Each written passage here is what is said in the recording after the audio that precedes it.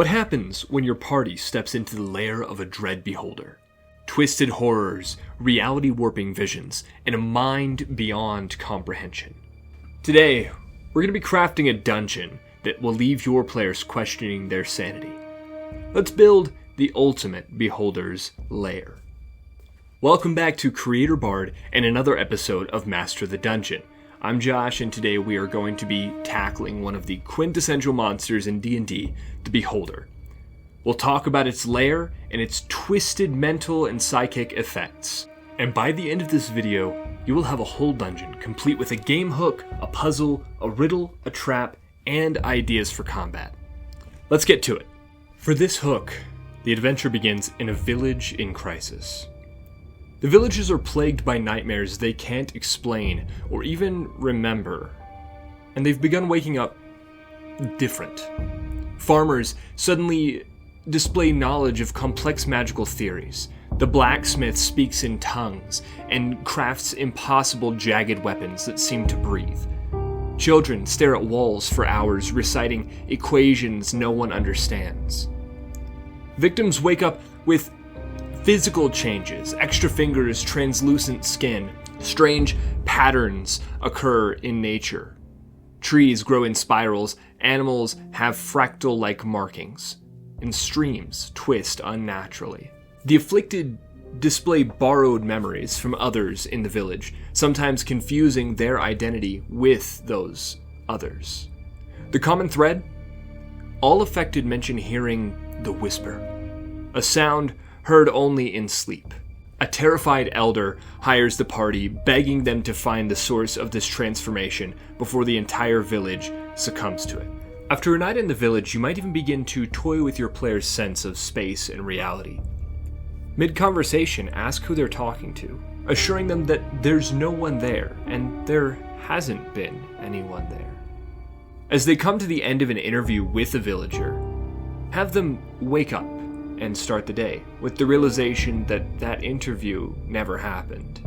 Have a flashback to something that they know that their character has never done, but assure them that they have. Through investigation, they learn that there is something in a nearby cave system. It's here that the party will step into a beholder's lair, crafted not just for survival, but for pure eldritch horror. Now that the players are hooked, let's get into the lair. The party's first challenge will be the Eyes of the Watcher puzzle. To set this puzzle up, you're going to demonstrate a room that contains 10 floating crystal eyes of different colors, each suspended in midair, and each seeming to whisper in a tongue beyond understanding. Each crystal has a mirror in various states of polish and tarnish on a pedestal underneath it. A plaque on the wall reads, "Only those who see with clarity may pass. The Watcher knows reflection is the key to clarity." The solution to this puzzle is that when a creature touches a crystal, the crystal emits a beam of colored light that mirrors its own. If the mirror underneath it is polished, it will reflect the light back into the orb, which will activate when its own light is reflected back into itself. Thus, the characters must polish each mirror before they can activate its respective orb. Finally, a DC 15 Intelligence Arcana check will reveal the meaning of the whisper. Each orb calls out a number in a sequence, starting with 1 and ending with 10. This sequence must be followed if the puzzle is to be completed. An orb activated out of turn will fire off a psychic bolt, dealing damage to a random creature within 10 feet of it. When the crystals have been activated in sequence, the wall on the far side begins to shimmer, and the players find that they can walk through it as if it were illusory.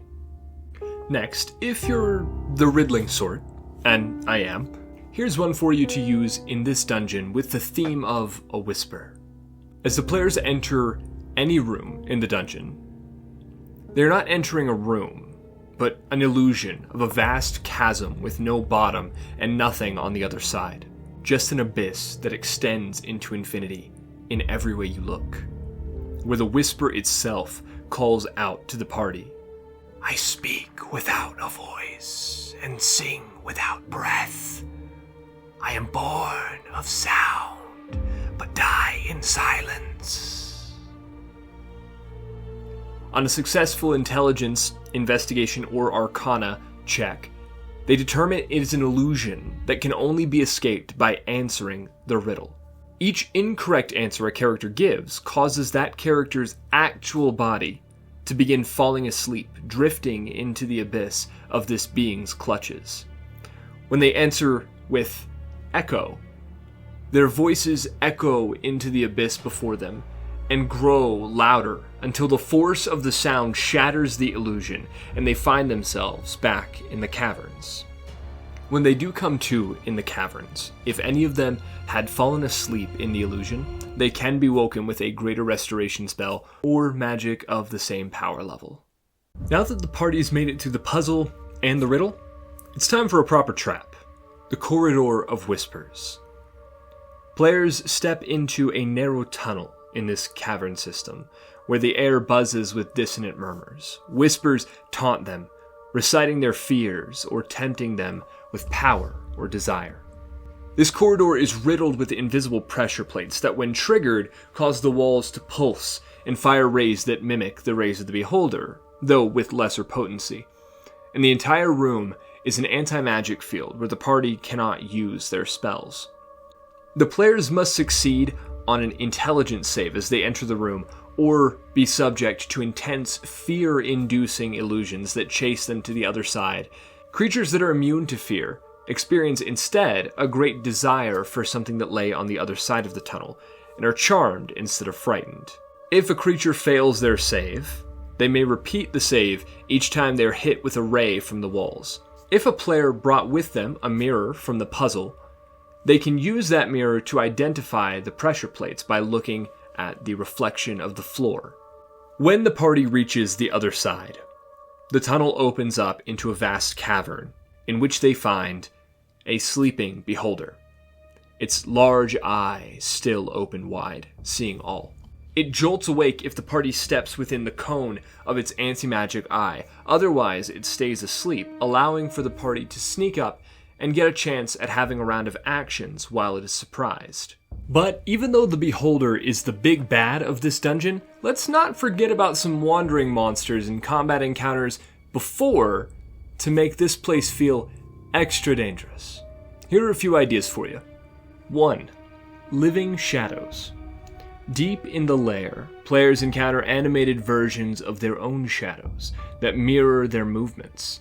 These shadows lash out with psychic damage and can absorb the party's spells. Maybe you'd even want to use something like the Ghost, Wraith, or Spectre stat block and give them access to a class feature or two, and limited resistance to damage types that reflect the abilities of the party members they represent. 2. Reality warped minions. The Beholder has ensnared several villagers, transforming them into horrific thralls. These creatures wield bizarre alien abilities, and if you use them in a boss battle, perhaps can even share damage with the Beholder, keeping it alive longer. I recommend Star Spawn stat blocks from Mordenkainen's for these. They have some very, very cool abilities and are super easily adaptable to the lair of Beholder. 3. The Looming Whisper. As players move through the Beholder's lair, the effects become increasingly difficult to navigate. As they close in on the Beholder's final chamber, they must deal with shifting terrain, gravity flipping, walls disappearing, and sudden bursts of psychic energy. This doesn't just have to be one encounter, but can be used throughout the entire dungeon. In fact, I would advise that you make heavy use of the Beholder's regional effects and lair actions throughout the dungeon, even coming up with some of your own, to really twist your players' perceptions and challenge them to think outside the box. Utilize these encounters and ideas throughout, and this could be a dungeon that your players never forget. Unless they go mad before it's over. And that is our ultimate Beholder lair, designed to warp reality, shatter sanity, and keep your players guessing at every turn. So what do you think? Would you use this lair in your campaign, or would you tweak it a little bit for your group? Let me know in the comments, and don't forget to cast your vote for a monster to use in the next Master the Dungeon video. That's all I've got. Now it's your turn to craft chaos for your players. I'll see you in the next video here. Till next time, guys. Gotta roll.